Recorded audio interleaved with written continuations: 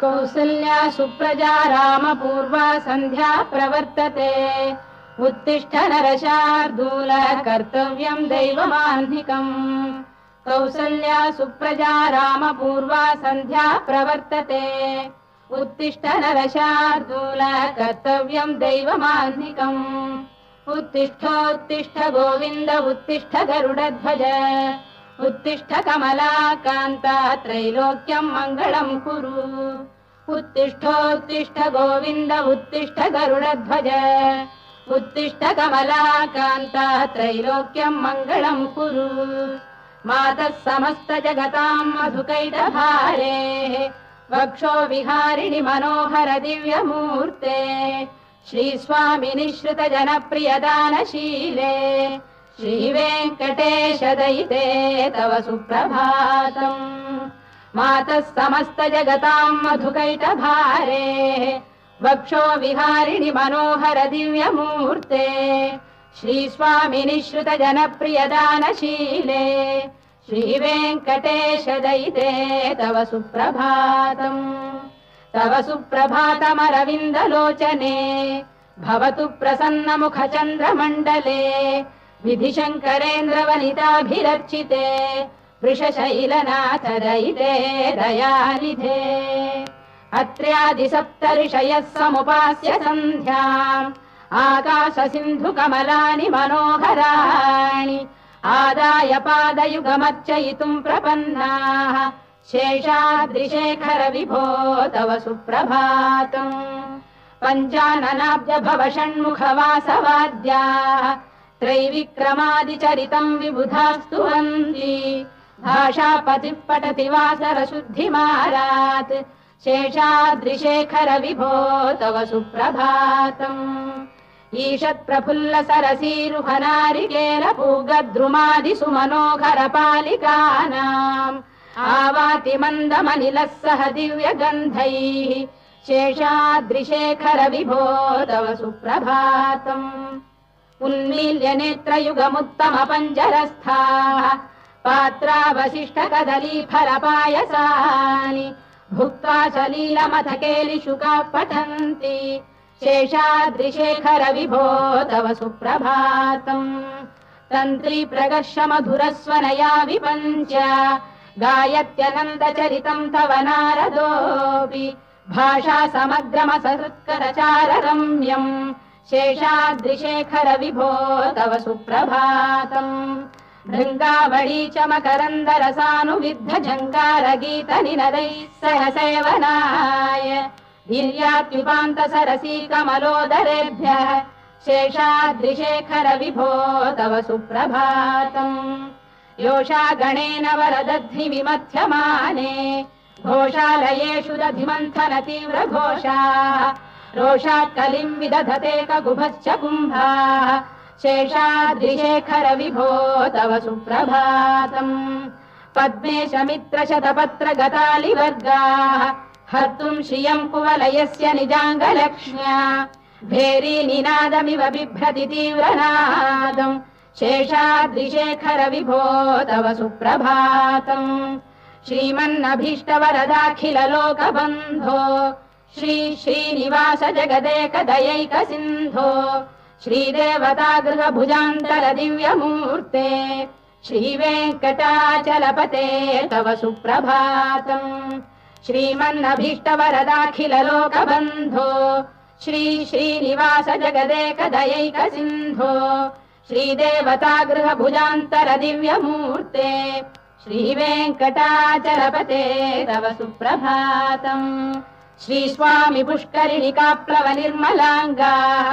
श्रेयोर्धिनो हर विरिञ्च सनन्दनाद्याः द्वारे वसन्ति वरवेत्र हतोत्तमाङ्गाः श्रीवेङ्कटाचलपते तव सुप्रभातम् श्रीशेषशैल गरुडाचल वेङ्कटाद्रिनारायणाद्रिवृषभाद्रिविषाद्रिमुख्याम् आख्याम् त्वदीय वसतेरनिशं वदन्ति श्रीवेङ्कटाचलपते तव सुप्रभातम् सेवा परा शिव सुरेश कृशानुधर्म रक्षोऽम्बुनाथ पवमान धनाधिनाथाः बद्धाञ्जलि प्रविलसन् निज शीर्षदेशाः श्रीवेङ्कटाचलपते तव सुप्रभातम् घाटीषु देवि खगराज मृगाधिराज नागाधिराज गजराज हयाधिराजाः स्वस्वाधिकार महिमाधिकमर्थयन्ते श्रीवेङ्कटाचलपते तव सुप्रभातम् सूर्येन्दुभौम बुधवाक्परिकाव्यसौरिस्वर्भानुकेतुदिविषत्परिषत्प्रधानाः त्वद्दासदासचरमावधिदासदासाः श्रीवेङ्कटाचलपते तव सुप्रभातम् त्वत्पादधूलिभरितस्फुलितोत्तमाङ्गाः स्वर्गापवर्गनिरपेक्ष निजान्तरङ्गाः कल्पागमाकलनयाकुलताम् लभन्ते श्रीवेङ्कटाचलपते तव सुप्रभातम् त्वद्गोपुराग्रशिखराणि निरीक्षमाणाः स्वर्गापवर्गपदवीम् परमाम् श्रयन्तः मर्त्या मनुष्यभुवने मतिमाश्रयन्ते श्रीवेङ्कटाचलपते तव सुप्रभातम् श्रीभूविनायक दयादिगुणामृताब्धे देवादिदेव जगदेक शरण्यमूर्ते श्रीमन्ननन्त गरुडाधिभिरर्चिताघ्रे श्रीवेङ्कटाचलपते तव सुप्रभातम् श्रीपद्मनाभ पुरुषोत्तम वासुदेव वैकुण्ठ माधव जनार्दन चक्रपाणे श्रीवत्स चिह्न शरणागत पारिजात श्रीवेङ्कटाचलपते तव सुप्रभातम् कन्दर्पदर्पहर सुन्दर दिव्यमूर्ते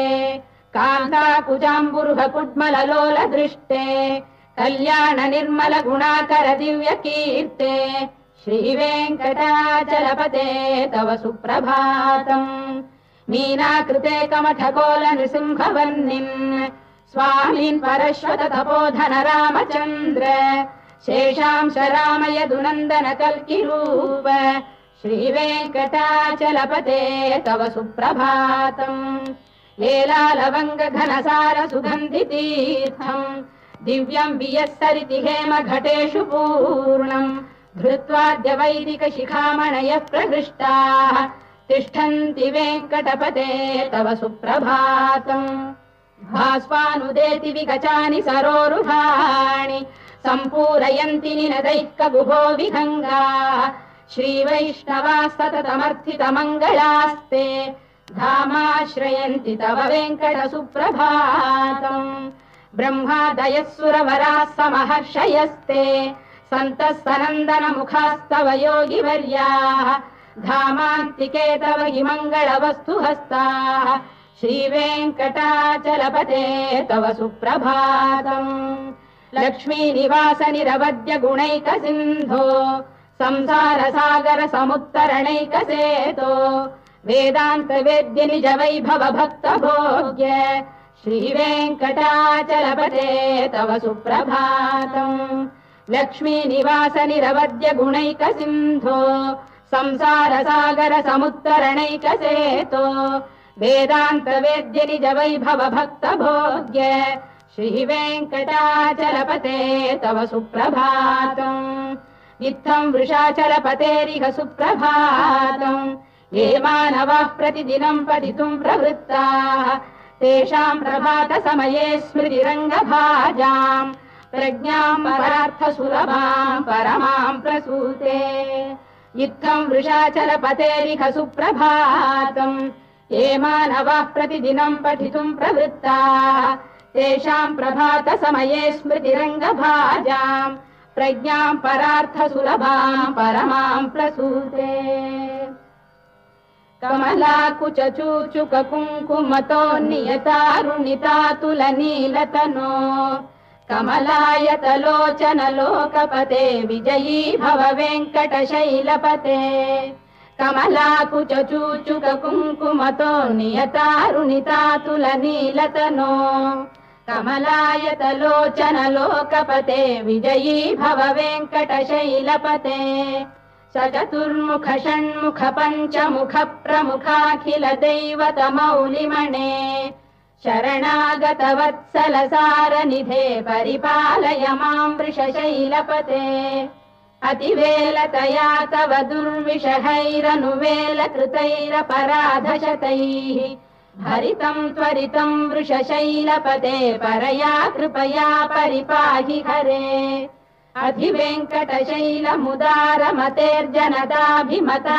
अधिवेङ्कटशैलमुदारमतेर्जनताभिमताधिकदानरतात् परदेवतया गदितान्निगमै कमलादयितान्न परं कलये कलवेणुरवावशगोपवधू शरकोटिवृता स्मरकोटिसमात् प्रतिवल्लविकाभिमतात् सुखदात् वसुदेवसुतान्न परं कलये अभिराम गुणाकरदाशरथे जगदेकधनुर्धर धीरमते रघुनायक राम रमेश विभो वरदो भवदेव दया जलधे अवनीतनया कमनीय करं रजनीकर चारु मुखाम्बुरुहम् रजनीचर राजतमो मिहिरं महनीयमहं रघुराममये सुमुखं सुहृदं सुलभं सुखदं स्वनुजं च सुखाय ममोघशरम् अपहाय रघुद्वहमन्यमहं न कथञ्चन कञ्चन जातु भजे विना वेङ्कटेशं ननाथो ननाथ सदा वेङ्कटेशं स्मरामि स्मरामि हरे वेङ्कटेश प्रसीद प्रसीद प्रियं वेङ्कटेश प्रयच्छ प्रयच्छ विना वेङ्कटेशं ननाथो ननाथः सदा वेङ्कटेशं स्मरामि स्मरामि हरे वेङ्कटेश प्रसीद प्रसीद प्रियं वेङ्कटेश प्रयच्छ प्रयच्छ अहं दूरतस्ते पदाम्भोजयुग्म प्रणामेच्छयागत्य सेवां करोमि सकृत्सेवया नित्यसेवा फलं त्वं प्रयच्छ प्रयच्छ प्रभो वेङ्कटेश अज्ञानिना मया दोषानशेषान् विहितान् हरे क्षमस्वत्वं क्षमस्वत्वं शेषशैलशिखामणे अज्ञानिना मया दोषानशेषान् विहितान् हरे क्षमस्वत्वं क्षमस्वत्वं शेषशैलशिखामणे ईशानां जगतोऽस्य वेङ्कटपतेर्विष्णोः परां प्रेयसीं तद्वक्षस्थलनित्यवासरसिकां तत्क्षान्तिसंवर्धिनीं पद्मालङ्कृतपाणिपल्लवयुगां पद्मासनस्थां श्रियं वात्सल्यादिगुणोज्ज्वलां भगवतीं वन्दे जगन्मातरम् ईशानां जगतोऽस्य वेङ्कटपतेर्विष्णोः परां प्रेयसीं तद्वक्षस्थलनित्यवासरसिकां तत्क्षान्तिसंवर्धिनीं पद्मालङ्कृतपाणिपल्लवयुगां पद्मासनस्थां श्रियं वात्सल्यादिगुणोज्ज्वलां भगवतीं वन्दे जगन्मातरम् श्रीमन्कृपाजलनिधे कृत सर्वलोक सर्वज्ञ शक्तनतवत्सल सर्वशेषिन् स्वामिन् सुशील सुलभाश्रित पारिजात श्रीवेङ्कटेश चरणौ शरणं प्रपद्ये श्रीमन्कृपाजलनिधे कृत सर्वलोक सर्वज्ञ शक्तनतवत्सल सर्वशेषिन् स्वामिन् सुशील सुलभाश्रित पारिजात श्रीवेङ्कटेश चरणौ शरणं प्रपद्ये आनूपुरार्पित सुजात सुगन्धि पुष्प सौरभ्य सौरभकरौ समशन्निवेशौ सौम्यौ सदानुभवनेऽपि नवानुभाव्यौ श्रीवेङ्कटेश चरणौ शरणं प्रपद्ये सद्यो विकासि समुदित्व रसान्द्र राग सौरभ्य निर्भर सरोरुह साम्यवार्ताम् सम्यक् सुसाहसपदेषु विलेखयन्तौ श्रीवेङ्कटेश चरणौ शरणं प्रपद्ये रेखामयध्वज सुधाकलशातपद्रवज्राम्बुशाम्बुरुहकल्पकशङ्खचक्रैः भव्यैरलङ्कृततलौ परतत्त्वचिह्नैः श्रीवेङ्कटेश चरणौ शरणं प्रपद्ये ताम्रोदरद्युतिपराजितपद्मरागौ बाह्यैर्महोभिरभिभूतमहेन्द्रनीलौ उद्यन्नखांशुभिरुदस्त शशाङ्कभासौ श्रीवेङ्कटेश चरणौ शरणं प्रपद्ये सप्रेम भीति कमलाकर पल्लवाभ्यां संवाहनेऽपि सपदिक्लममादधानौ कान्ताववाङ्मनसगोचरसौ कुमार्यौ श्रीवेङ्कटेश चरणौ शरणं प्रपद्ये लक्ष्मीमहीतदनुरूप निजानुभाव नीलादिदिव्यमहिषीकर पल्लवानाम् आरुण्य संक्रमणतः किल सान्द्ररागौ श्रीवेङ्कटेश चरणौ शरणं प्रपद्ये नित्यानमद्भिः शिवादि किरीटकोटि प्रत्युक्तदीप्त नवरत्नमः प्ररोहैः नीराजना विधिमुदारमुपादधानौ श्रीवेङ्कटेश चरणौ शरणं प्रपद्ये विष्णौ पदे परम इत्युदित प्रशंसौ यौ मध्व उत्स इति भोग्यतयाप्युपातौ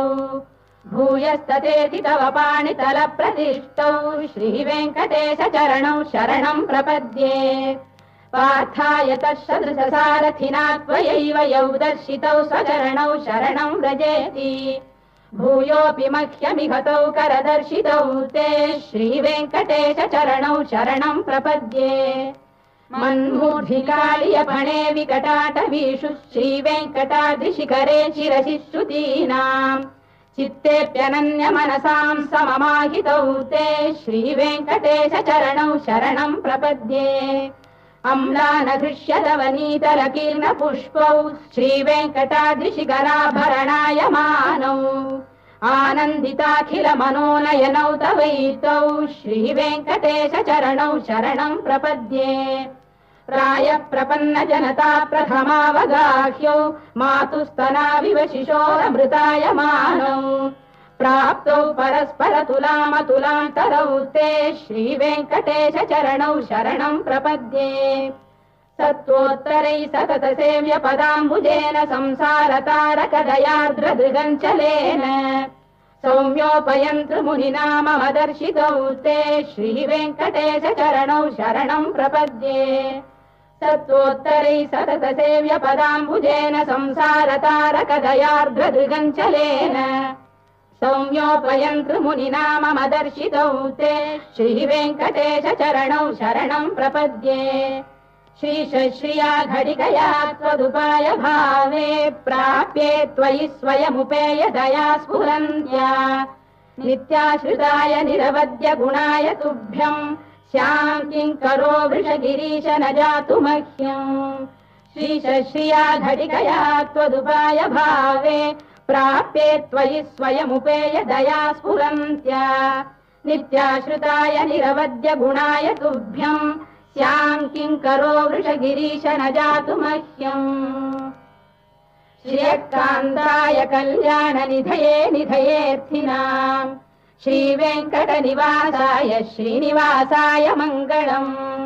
श्रियकान्ताय कल्याणनिधये निधयेऽर्थिनाम् श्रीवेङ्कटनिवासाय श्रीनिवासाय मङ्गलम् लक्ष्मी सविभ्रमालोकशुभ्रू विभ्रम चक्षुषे सर्वलोकानां वेङ्कटेशाय मङ्गलम्